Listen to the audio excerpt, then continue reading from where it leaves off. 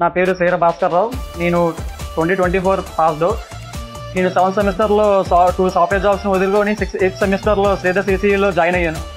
నేను వచ్చిన ఫస్ట్ డేనే ఆ రోజు నుంచే టార్గెట్ మైండ్ స్టార్ట్ అవ్వడం, కానీ అంతకుముందు ఉన్న వాళ్ళకి ఆపర్చునిటీ ఇవ్వడం జరిగింది. కానీ అదే రోజు నేను శ్రీధర్ సార్ క్యాబిన్కి వెళ్ళి వాళ్ళని రిక్వెస్ట్ చేస్తే నా జెన్యునిటీని వాళ్ళు తెలుసుకొని ఈ నోటిఫికేషన్ కొడతాను సార్ అని నేను వాళ్ళకి కాన్ఫిడెన్స్ ఇచ్చి మరీ నేను ఛాన్స్ తీసుకున్నాను.